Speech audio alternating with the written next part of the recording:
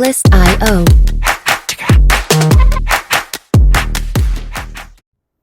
Hello and welcome back. आज के इस वीडियो में हम बात करेंगे प्रॉमिसेस इन जावास्क्रिप्ट।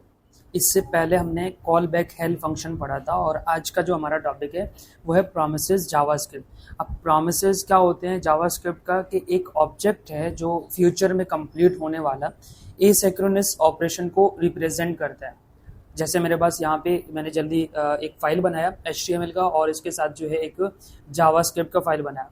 अब इसमें क्या होता है कि तीन चीज़ें होते हैं, जिसमें एक नंबर 1 आपके पास जो है पेंडिंग होता है, पेंडिंग, और नंबर 2 आपके पास रिजॉल्व होता है, और नंबर 3 आपके पास जो है रिजेक्टेड होता है। अब ये चीज़ें जो है क्या हैं, ये आपके पास क्या है कि पहले आप जो भी कोई चीज़ ऑर्डर करेंगे, अगर इनको सिंपल वर्डिंग में देखें तो आप एक उस पर लेके जाते हैं, एक बर्गर खरीदने जाते हैं तो आपने एक ऑर्डर दे दिया। अब वो एक प्रॉमिस बन गया, यानी आपने जो है एक प्रॉमिस कर दिया इसको। और फिर क्या होगा कि इसमें अगर टाइम लगे, यानी आपको वेट करना पड़े, तो तब आपके पास जो है वो चीज़ पेंडिंग में है। और अगर आपका काम जैसे ही हो गया तो तब आपके पास जो है रिजॉल्व में आता है। और हो सकता है कुछ देर बाद जो है वो इसमें कोई मसला आ जाए या कोई भी ऐसा प्रॉब्लम आ जाए जिसमें आपका काम जो है एरर आ जाए और वो रिजेक्टेड हो जाए, यानी वो आपके पास काम नहीं हो, तो इसको बोलते हैं रिजेक्टेड। इसका जो है एक कोड कर लेते हैं, फिर इसको अच्छे से हमें समझ आ जाएगा। जैसे मैंने यहाँ पे क्या कर दिया कि इस पे लिखा है, जैसे यहाँ से मैं लिख लेता हूँ प्रॉमिसेस। अब मैंने एक कोड लिखा लेट माय प्रॉमिसेस, मैंने यहाँ पे लिख दिया लेट माय प्रॉमिस, और प्रॉमिस के साथ इक्वल का साइन दिया, न्यू प्रॉमिस। फिर यहाँ पे मैंने क्या करना है, अपना फंक्शन यूज़ करना है। अब फंक्शन को हम शुरू से ही पढ़ते हुए आ रहे हैं, इसलिए हमें फंक्शन में कोई मसला ना आए। या एक है आपके पास रिजॉल्व और दूसरा है हमने रिजेक्ट करना है। अब क्या करना पड़ेगा, यहाँ से आप कर्ली ब्रेसेस दें और यहाँ से अपना कोड लिखना स्टार्ट करें। जैसे यहाँ पे मैंने कहा है कि लेट सक्सेस, एक वेरिएबल लिया जिसको मैंने डायरेक्टली जो है इसको ट्रू कर दिया, यानी ट्रू कर दिया, और उसके बाद मैंने इसमें कंडीशन यूज़ करना है, कंडीशन ऐड करना है। जैसे मैंने यहाँ पे लिखा है इफ सक्सेस, और इसके अंदर जो है मैं अपना वो कोड लिखूंगा। अब यहाँ पे क्या लिखा हुआ है, सक्सेस, और ये अब इसमें क्या लिखना है कि अगर हमारे पास जो है सक्सेस सही हो तो तब हमारे पास काम रिजॉल्व हो जाए, यानी काम मुकम्मल हो जाए।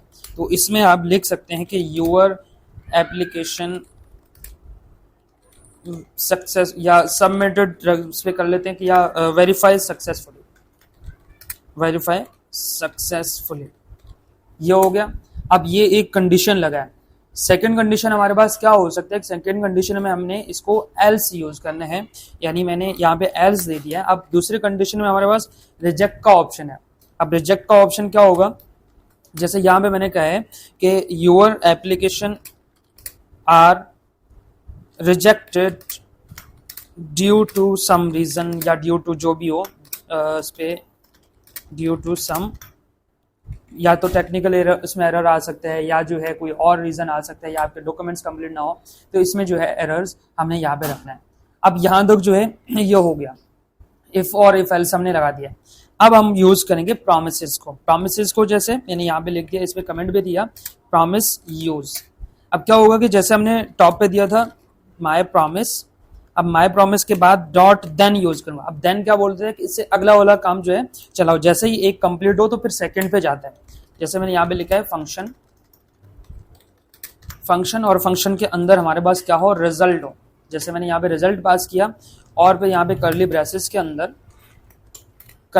के अंदर मैंने कंसोल डॉट लॉग के अंदर एक साइड पे मैंने यहाँ पे लिख दिया कि आपके पास जो है रिजॉल्व हो गया, और फिर यहाँ पे इसको रिजल्ट दे दो, कंट्रोल एस, ये हो गया। अब इसी के बाद जो है हमने क्या करना है कि इसके बाद हमने एक और कंडीशन देना है कैच का। अगर हमारे पास जो है कोई एरर वगैरह आ जाए तब यहाँ पे हम कैच यूज करेंगे। मैंने कहा है कि फंक्शन, अगर हमारे पास फंक्शन में कोई एरर आ जाए तो तब आप जो है मुझे क्या रिजल्ट दें, वो हम यहाँ पे लिखेंगे। अब जैसे मैंने console.log लिखा, और console.log के बाद यहाँ से जो है मैं अपना मैसेज डिस्प्ले कर रहा हूँ। मैं यहाँ पे लिख देता हूँ रिजेक्टेड लिखा, और कॉमे के बाद मैंने यहाँ पे जो ऊपर हमने पास किया था एरर, और एरर हमने यहाँ पे लिख दिया। यानी क्या एरर आ रहा है वो भी हमें बताएगा। जैसे मैंने कंट्रोल एस करके और यहाँ से जो है लास्ट में इसको टर्मिनेट किया, कंट्रोल एस करके यहाँ पे जाएंगे, अपने इस फाइल को ब्राउजर में जाके चेक करेंगे, राइट क्लिक किया, इंस्पेक्ट पे जाके कंसोल पे जाके देखेंगे, कंसोल में हमारे पास क्या रिजल्ट आया, resolve your application verify successfully. अब अगर हमारे पास यहाँ पे ट्रू, यहाँ पे लिखा हुआ है ट्रू, अगर हमारे पास जो है अगर फॉल्स होता यानी कोई एरर आता तो तब हमारे पास क्या होगा, यहाँ पे फॉल्स दे देंगे। अब फॉल्स में क्या रिजल्ट आएगा, कंट्रोल एस किया और यहाँ पे जाके इसका रिजल्ट देखेंगे, यहाँ पे तो आपके पास लिखा हुआ है rejected, you are rejected due to some reason, यानी यहाँ पे आप प्रॉपरली लिख सकते हैं कि your application are rejected due to some reason. ये हो गया हमारे पास जो है प्रोमिसेस का। अब प्रोमिसेस में हमने किस तरह काम किया, प्रोमिसेस इस पे कॉल बैक हेल के ऊपर ही आया है।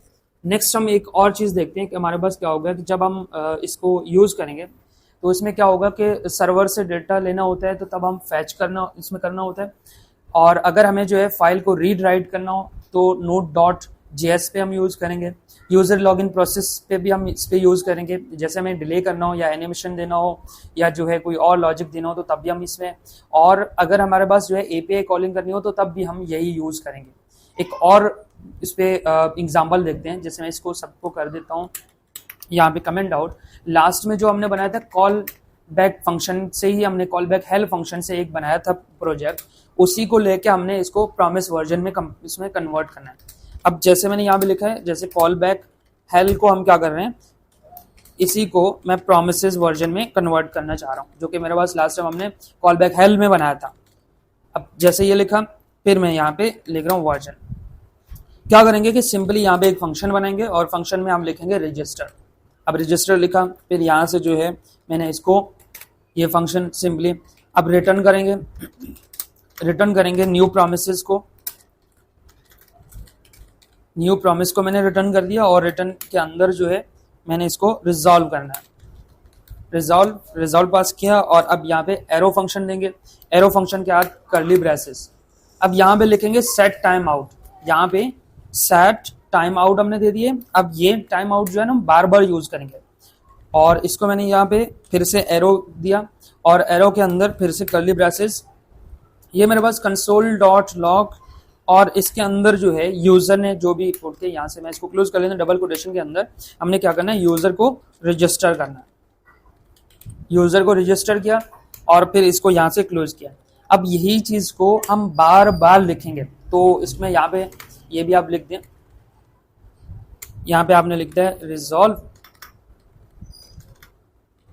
रिजॉल्व और ये रिजॉल्व को कॉल किया, ये हमारे पास रिजॉल्व हो गया। अब नेक्स्ट इसी के अंदर जो है हमने क्या करना है कि इसके अंदर हमने यहाँ पे टाइम सेट करना है। अगर मैं 2000 दे रहा हूँ तो यानी मैंने जो है यहाँ पे 2 सेकंड यहाँ पे टाइम रखा है, इसी को मुझे बार बार यूज करना है। बार बार यूज करने के लिए यहाँ से मैं कर देता हूँ इसको कॉपी और इसके बाद जो है यहाँ पे कर देता हूँ पेस्ट। अब पहला दो हमारा गया रजिस्टर।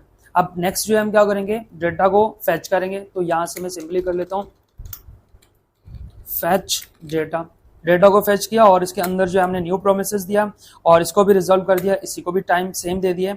बस यहाँ पे जो है हमें चेंजिंग करना है, इसको अंदर जो है हम यहाँ पे क्या करें वो डबल कोटेशन के अंदर देंगे, जैसे मैंने यहाँ पे लिखा है profile data fetch, data fetch कर दिया। अब एक ये हो गया और इसी को भी मैंने 200 यानी 2000 दे दिया, 2 सेकंड दिया। इसके बाद अगेन मैं इसी को कॉपी कर रहा हूँ। अब इसमें सेकंड इसमें क्या होगा कि डिस्प्ले में डैशबोर्ड करना है। अब डैशबोर्ड के लिए यहाँ से मैं इसमें जो हमारा फंक्शन है उसी को चेंज कर रहा हूँ। यहाँ पे मैंने कर दिया डिस्प्ले डैशबोर्ड, डिस्प्ले डैशबोर्ड कर दिया और इसी को भी हमने यहाँ से कर दिया कॉपी, कंट्रोल सी, और इसके अंदर जो है डबल कोटेशन में, बाकी सब सेम रहेगा, सिर्फ चेंजिंग यहाँ पे करना, इस पे कर दिया ये। अब ये हो गया हमारे पास। नेक्स्ट हम इसको कंट्रोल एस करके एक और इसमें ऐड कर देंगे, बल्कि यहाँ तक कंप्लीट कर लेते हैं कंट्रोल एस करके, और अब यहाँ पे आके रिफ्रेश करेंगे तो हमारे पास 2 सेकंड के बाद हर एक फंक्शन को चलना चाहिए। जैसे ये हो गए और रिफ्रेश कर लेते हैं।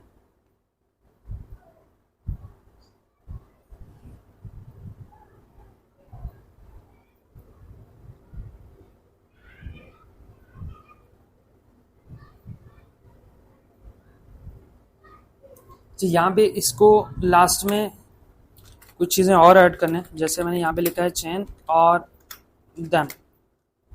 पहले कर लेते हैं रजिस्टर्ड किया, और फिर उसके बाद हमने इसको देन में लॉगिन यूज़ किया, और फिर हमने देन यूज़ किया। देन के अंदर हमने फैच डेटा, और फिर हमने देन यूज़ किया। देन के अंदर डिस्प्ले डैशबोर्ड, कंट्रोल एस करके यहाँ तक जो है ये कंप्लीट है। अब देखें इसमें क्या कर दिया, हमने रजिस्टर को कॉल किया। अब रजिस्टर के बाद हमने बाद में देन लॉगिन, और इसके बाद देन फैच डेटा। अब फैच डेटा में यहाँ पे चेक कर लेते हैं डिस्प्ले डैशबोर्ड को यहाँ पे मैंने कॉपी भी किया था। करते हैं कंट्रोल वी और कंट्रोल एस, रिफ्रेश करेंगे। हमारे पास क्या लिखा हुआ, लॉगिन इज नॉट डिफाइंड। हमने लॉगिन वाला फाइल ऐड नहीं किया है, इसलिए मैं इसको कर लेता हूँ रिमूव, कंट्रोल एस। अब जाके इसको कर लेते हैं रिफ्रेश। हमारे पास 2 सेकंड के बाद पहले यूज़र रजिस्टर आया, फिर प्रोफाइल डेटा फैच आया, और उसके बाद हमारे पास डिस्प्ले। हमने 3 चीज़ें बनाए थे, 3 फंक्शन बनाए थे, और वो हर एक जो है 2-2 सेकंड के बाद ये स्टार्ट हो गया।